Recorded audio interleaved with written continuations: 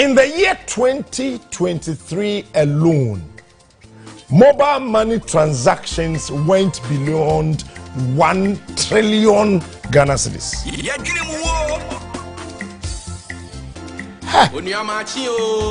Hey, Captain Smart. Hey, I fed up say, hey, am I dreaming? Hey, hey. 1 trillion Ghana cedis is more than $10 billion. Hey, hey, hey, mommy, sorry, boy.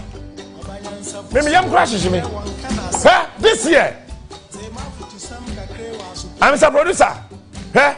Me pesa we are there be mama man can't know. Me pe random speeches. Rollins, Kufo, Mills, Mahama, Nanado. Tobia, asem you can be amfa we hu kura no peto. It will tell you the kind of leaders that we've had. Hey, Ghana 2023 alone. Adewe 2 trillion. Because the course could be such most mathematics in here can say if it is more than 5, you run it up. 1.9 trillion, 1.912, and 2 trillion. This is 2 trillion. William Adekono. Mobile money transactions are Ghana have from Nana Kwame to Achu. From Achu to Antaru, Antaru to Captain, Captain to Solo, Solo to 9 pence, 9 pence to Antibi, Antibi to Ama, Ama to Lossi, Lossi to Wine Wine to Wine Wine to Wine Wine, 2 trillion.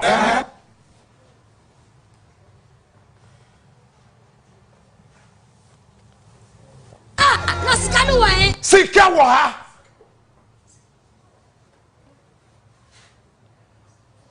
Ghana for mobile money transactions for 365 days.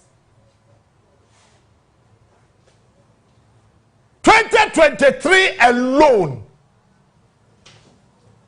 And 2 trillion Ghana cedis. Mpacho enye old cedis o current way 2 trillion Ghana cedis. There is no change in value. The value is the same. It will divide this figure by 12.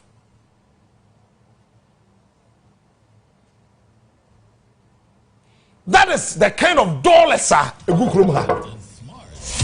the king of morning shows. It is a many candy foie. Wobetimi Jinedi, candy foie. Odwene nipa ho candy foie odwene nkwada candy foie odwene ma candy foie odwene mema candy foie odwene mobrofo candy foie odwene kunafo candy foie odwene mpanifo candy foie odwene ayarfo ho the people of this country, we can build our own country. Captain Smart. We will not go for loans.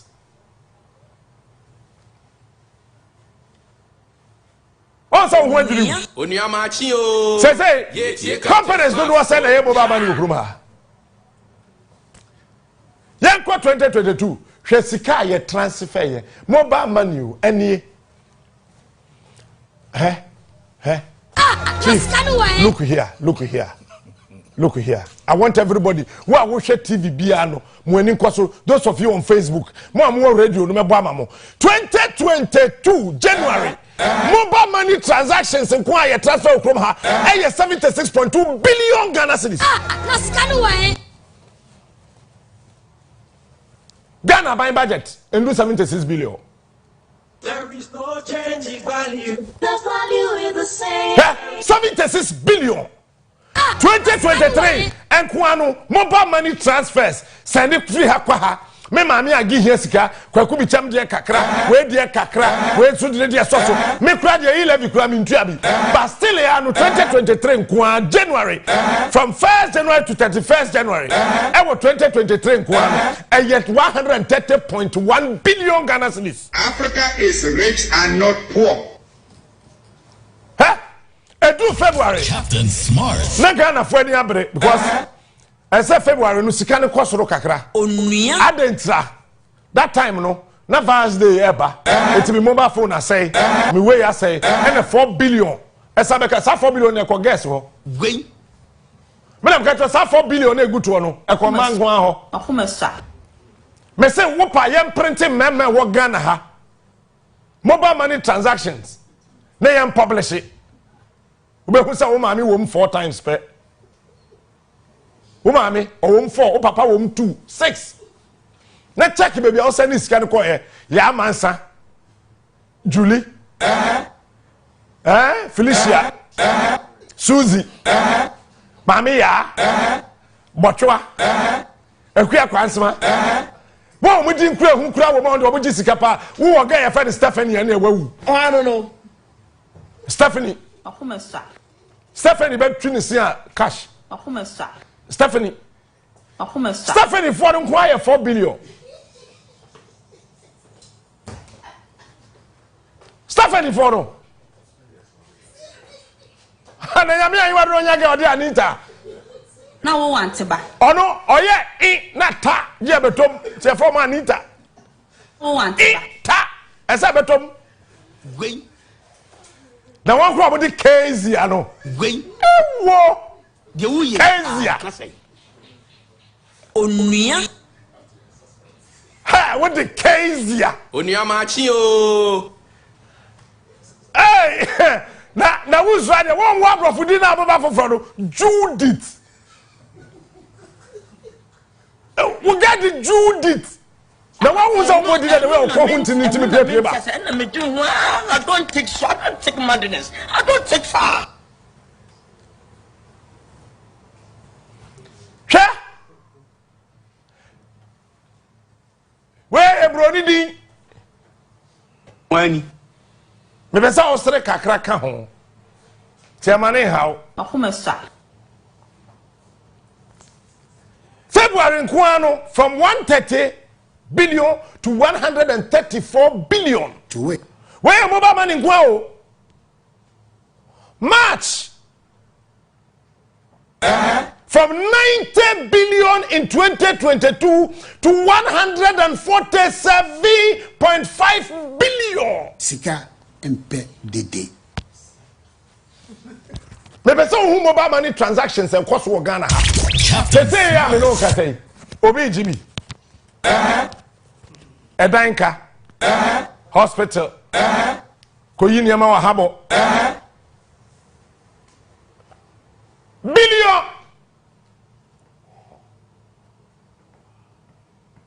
April. 87.7 billion in 2022 to 138.8 billion in 2023.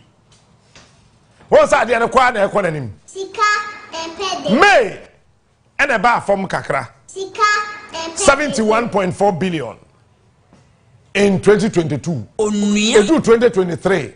Now you're 159.7 billion. What accounted for this? Sika empede. Hey, we are seeing now Bosumia. What should deep pan crofotimi ye papa kakra pa ye me? To be a yawuni maybe an akuma muemre. Onua Maakye o. Ye tie Captain Smart. Oja. June 149 billion in 2023 and 77.4 billion. Sika. July 89.1 billion in 2023 169.6 billion. Sika. July nenso tuto. Ntedu sa esuso kitaba o esuso kasi o esuso den no a na chese nipa hihye dem etino yentimi mpie ne ade ti sika ne ba na eba na be pie August na fe koko sika no aba be shem Sika mpe dede. eti 87.1 billion in 2022 to 161.8 billion Ghana cedis. Kosoro Money does not like noise. Hey, Ghana, September 2022 September, the total mobile money transactions in this country is 88.8 billion. Edru 2023 na ye 157 billion. Bozege. What's the October ebe ye 100.2 billion. L'argent n'aime pas le bruit. 2023 October ebe ye 179.2 billion. Hey, who said there's no money in this country?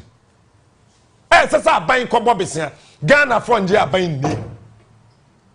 We don't trust our governments. We don't trust our leaders.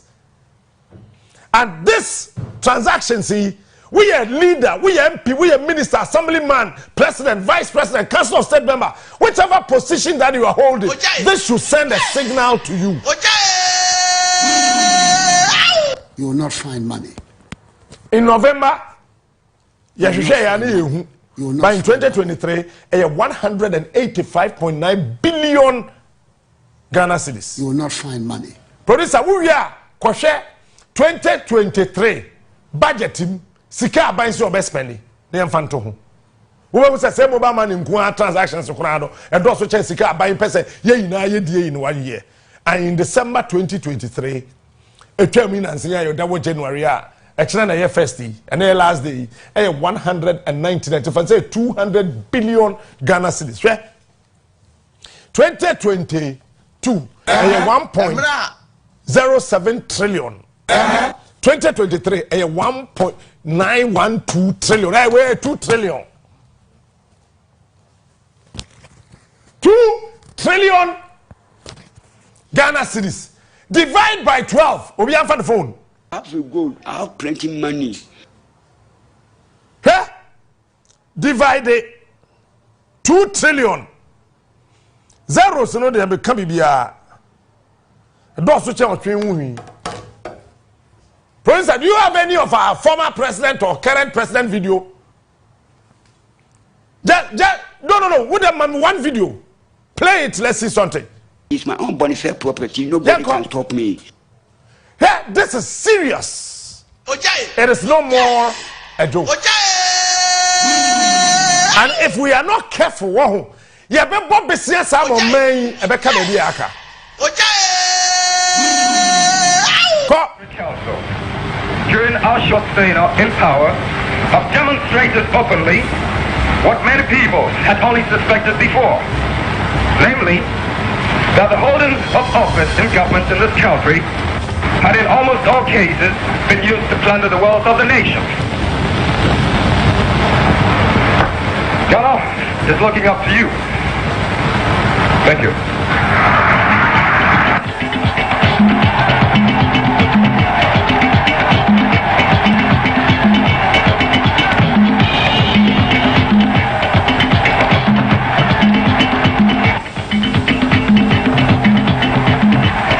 Revolutionary Council, during our short stay in power, have demonstrated openly what many people had only suspected before, namely that the holdings of office in governments in this country had in almost all cases been used to plunder the wealth of the nation.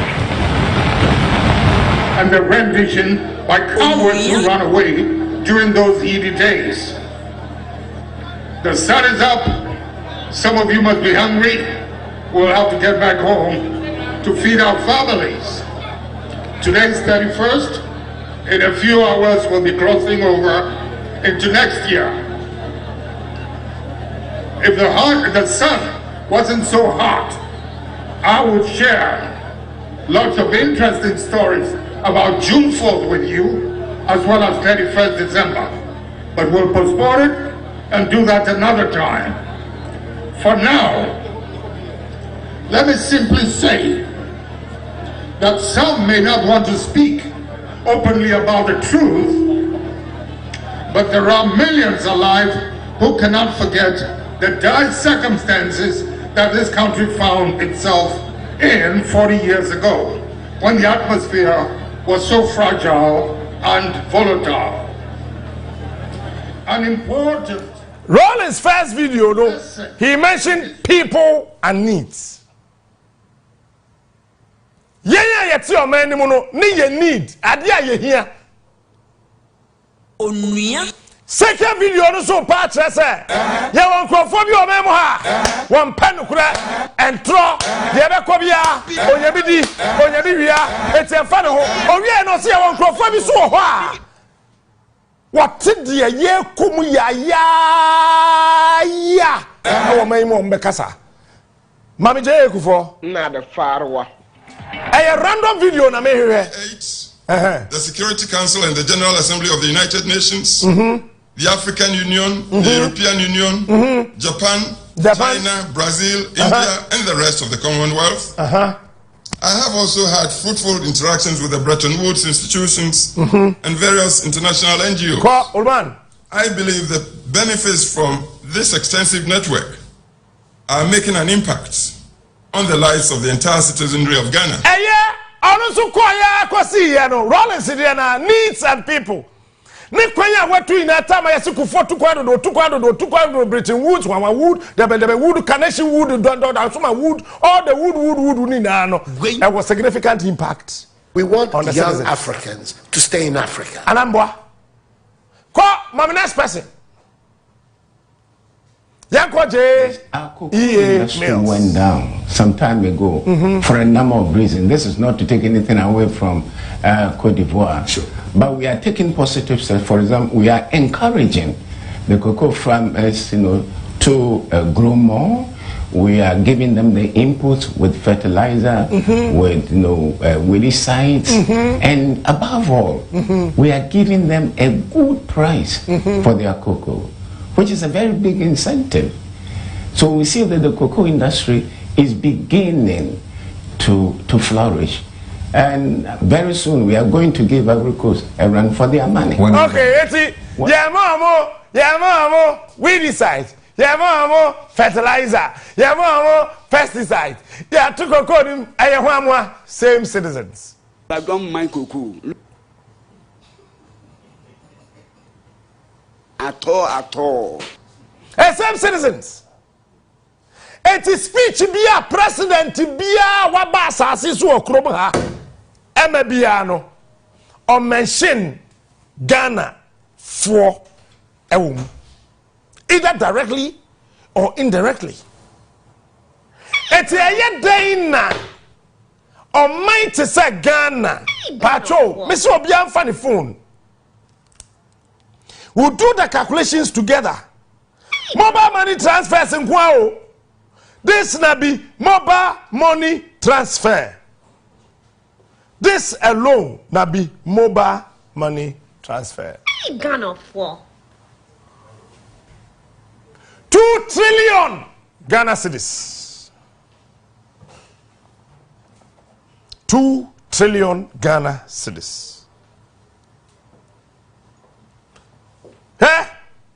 The whole Ghana by 2023 or per se or spending saying 205 billion Ghana cedis spent. Watch it braye. Pacho enye this is the budget. Watch for 2023. Watch say me that's it. Na men kind Ghana buying budget for 2023 new. Keno Foriata na kwa kan ye nyame. Marietta jina hai. Nyon ne kan ye. Watch as articulated in the post-COVID-19 program for economic growth, the 2023 national budget aims to restore macroeconomic stability and accelerate economic transformation. Sabrofu finance minister biya kansunyan sadin faso biya maso. Watch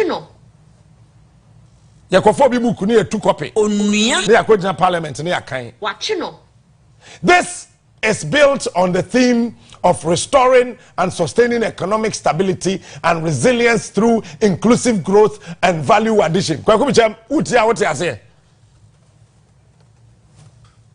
Yeah, what them how you could know. Pa friend na kwa be no mejira. Resilient macro ya dey. Na kwa me say what you say? What you say so that? Me akura me kan kura me say. It is built around 7-point agenda that focuses on aggressively mobilizing domestic revenue through various tax reforms. streaming. Why you want to Facebook now? Streaming. Yeah, no be near. Streaming and rationalizing expenditure, increasing local productive capacity, promoting and diversifying export, protecting the poor and vulnerable, expanding digital and climate response physical infrastructure, and implementing structural and public sector reforms. Meanwhile, they have not been able to reform their brains. Rubbish. To accomplish these goals, the government has established 3 critical imperatives. Successfully negotiating a strong IMF. Look at this rubbish. IMF program. Successfully negotiating a strong IMF program. Hey, Ghana. Coordinating an equitable debt operation program and attracting significant green investment.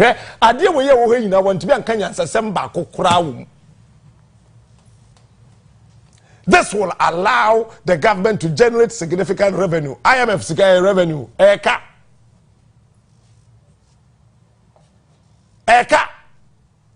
Create needed fiscal space to provide essential public services and make the PEG revitalize and transform the economy easier to implement. Afe kwasoro kakra ne Sika aban so obespende. Na fe ye mobile money transactions ne kwa so at the end ready. So, the Ghanaian government anticipates spending about 205 billion in 2023. And umpono a 34% increase from 153 billion in 2022. Abai say, furthermore, there is a 47% increase in revenue and grants, totaling 144 billion. Ghana cedis for 2023 budget compared to 98 billion in 2022. Despite the expected increase in revenue, the 2023 budget still has a deficit of 1 billion Ghana cedis, 1 billion per, 61 billion per, 61 billion per. I want to cry. We only send him a case, no Mariata, no 61 billion per. I want to cry. A 34% increase over the 40 billion CD shortfall for 2022. Abai see the whole year. Siko peso dina 203 billion. 205 billion. Sa 205 billion no IMF $3 billion eshim. Afa for mobile money transactions no bra. You see your level? Captain Smart. Enti say yenya banya. Yenya betimi agina dia. Ojai. Aban no onko IMF, onko World Bank. Ojai. Onko Bobisa.